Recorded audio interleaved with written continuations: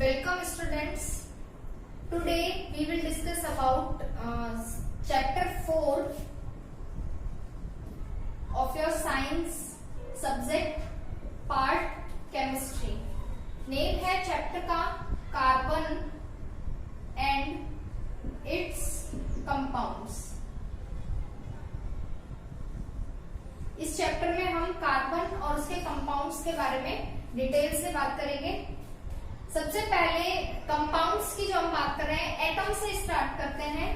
सबसे पहले हम एटम देखेंगे। एटम क्या है? Atom is the smallest particle, जिसको हम बोल सकते हैं सबसे छोटा पार्टिकल। स्मॉलेस्ट पार्टिकल डिविजिबल नहीं होता है, अनडिविजिबल। आप उसको और पार्टिकल्स में डिवाइड नहीं कर सकते। जो सबसे छोटा पार्टिकल होगा वो एटम होगा। इसके बाद कोई भी मॉलिक्यूल फॉर्म होता है या फिर कंपाउंड, एटम से मिलकर कंपाउंड बनेगा। तो कंपाउंड की जो स्मॉलेस्ट यूनिट होती है वो होती है एटम। सबसे जो छोटा पार्टिकल होगा वो होगा एटम। इसके बाद हम बात करते हैं compound are of two types. First, organic compounds and second inorganic compounds.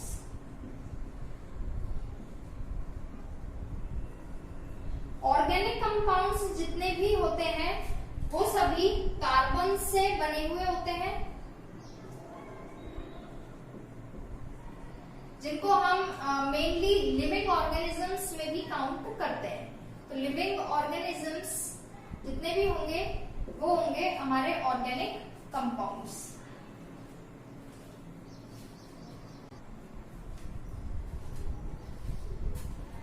तो ये था बेसिक अबाउट कंपाउंड एटम, जो आप 9th क्लास में पढ़ चुके हैं। Now we will start about carbon. What is carbon? Carbon एक मॉलिक्यूल है, एक एटम है। सिंबल होता है C। ये सभी आप 9th क्लास में पढ़ चुके हैं। एटॉमिक नंबर 9th क्लास में आप पढ़ चुके हैं। एटॉमिक नंबर होता है कार्बन का 6। इलेक्ट्रॉनिक कन्फिगरेशन भी आप सभी ने पढ़ा है। इलेक्ट्रॉनिक कन्फिगरेशन होता है इसका 2,4। दैट मीन जैसे मान लीजिए ये न्यूक्लियस है, तो जो फर्स्ट शेल होगी के शेल, वहां पर 2 इलेक्ट्रॉन्स प्रेजेंट होंगे, क्योंकि ये इसमें मैक्सिमम 2 इलेक्ट्रॉन्स आप डाल सकते हो। सेकेंड शेल एल शेल होती है, वहां पर रिमेनिंग जो इलेक्ट्रॉन्स होंगे वो रिवॉल्व होंगे, तो 4। एटॉमिक नंबर 6 होता है। जितना एटॉमिक नंबर होगा उतना ही नंबर ऑफ प्रोटॉन और नंबर ऑफ इलेक्ट्रॉन। कार्बन में number of proton equal to 6 and number of electrons also will be 6। Clear? तो ये है कार्बन के बारे में नॉर्मल, जो आपने 9th क्लास में हम पढ़ चुके हैं।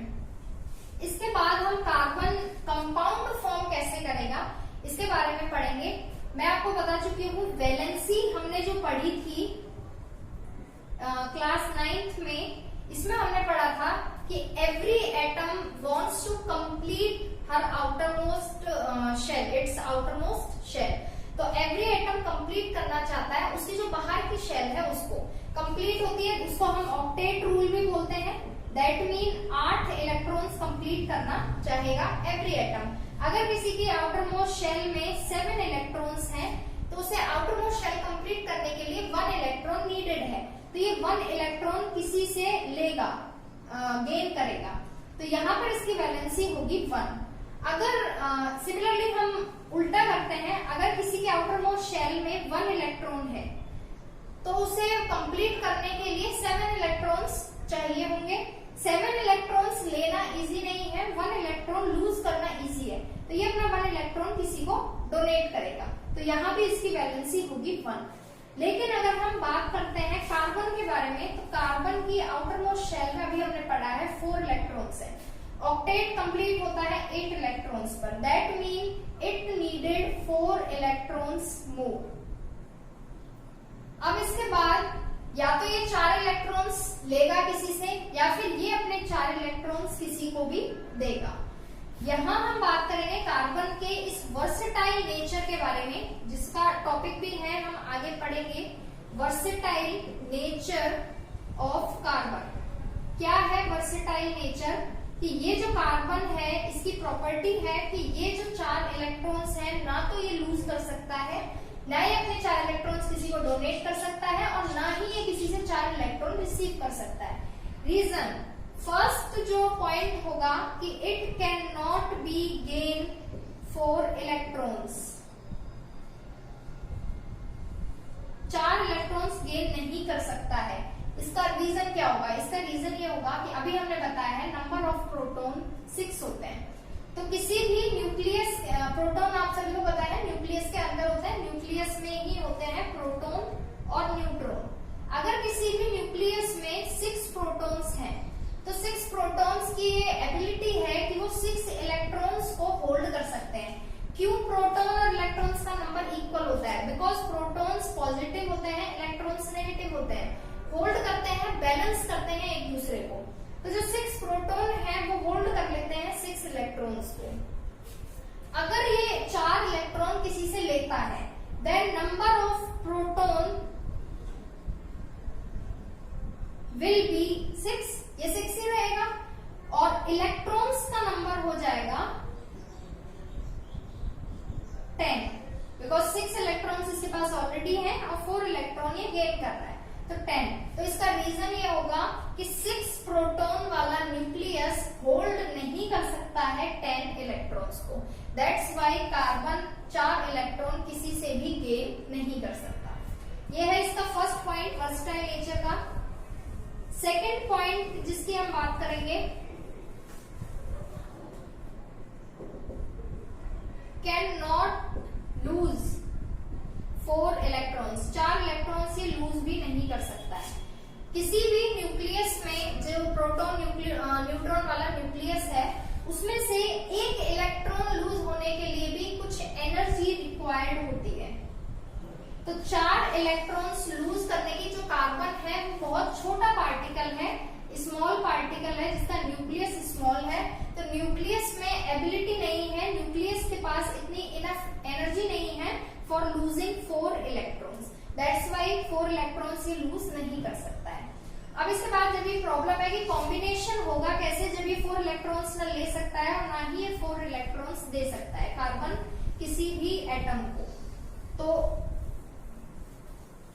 For overcome this problem carbon ने स्टार्ट किया है शेयरिंग ऑफ इलेक्ट्रॉन्स। अब ये इलेक्ट्रॉन्स शेयर करेगा। इसका मीन है जैसे एक कार्बन है, कार्बन के आउटर मोस्ट शेल में हमने बताया इलेक्ट्रॉन कॉन्फ़िगरेशन 2-4 होता है। 2 को हम डिनोट नहीं करते हैं क्योंकि 2 शेल कंप्लीट है।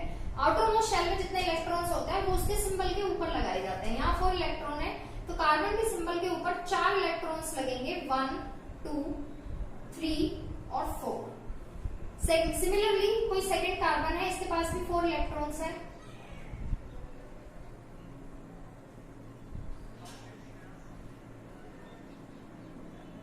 मान लीजिए मैं एक साइड ही बना देती हूँ। इसको भी अपना ऑक्टेट कंप्लीट करने के लिए 4 इलेक्ट्रॉन्स और चाहिए, इसको भी अपना ऑक्टेट कंप्लीट करने के लिए 4 इलेक्ट्रॉन्स और चाहिए।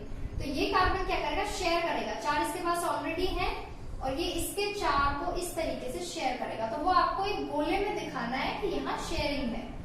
सिमिलरली ये कार्बन इसके पास अपने 4 हैं और इन चारों को भी ये शेयर करेगा, लाइक दैट। तो यहाँ पर जो शेयरिंग है, जो शेयरिंग से जो बॉन्ड बनेगा that is called covalent bonds. तो ये वर्सेटाइल नेचर है कार्बन का कि कार्बन फॉर्म करता है कोवेलेंट बॉन्ड्स। डेफिनेशन क्या लिखेंगे, कोवेलेंट बॉन्ड की आपको डेफिनेशन लिखनी है। The bond which is formed by sharing of electron pairs between 2 atoms is called या is known as covalent bond। अभी आप डेफिनेशन देखिए, इसके बाद कैसे बनेगा कोवेलेंट बॉन्ड अभी वो हम आगे एक्सप्लेन करेंगे। तो ऐसा बॉन्ड जो शेयर होगा, सबसे मेन और आपको याद रखना है पेयर मीन क्यों लिखा है हमने यहाँ पेयर। कोई भी इलेक्ट्रॉन जो शेयर होगा, कभी भी एक सिंगल इलेक्ट्रॉन भी शेयर होता है, मान लीजिए एक इलेक्ट्रॉन किसी एक एटम का और एक इलेक्ट्रॉन किसी एक एटम का, तो बाय शेयरिंग ये 2 इलेक्ट्रॉन होंगे और 2 होते ही यहाँ एक पेयर फॉर्म होता है। तो जो कोवेलेंट बॉन्ड होता है हमेशा पेयर में ही फॉर्म हो सकता है। अगर एक एक बॉन्ड शेयर हो रहा है तो 1 पेयर है, अगर दो इलेक्ट्रॉन शेयर हो रहे हैं तो यहाँ पर 2 पेयर बनेंगे, तो 2 बॉन्ड फॉर्म होंगे। तो जो कोवेलेंट बॉन्ड होता है ऑलवेज पेयर में होता है। इसके बाद नेक्स्ट जब हम कोवेलेंट बॉन्ड की बात कर रहे हैं तो कोवेलेंट बॉन्ड 3 टाइप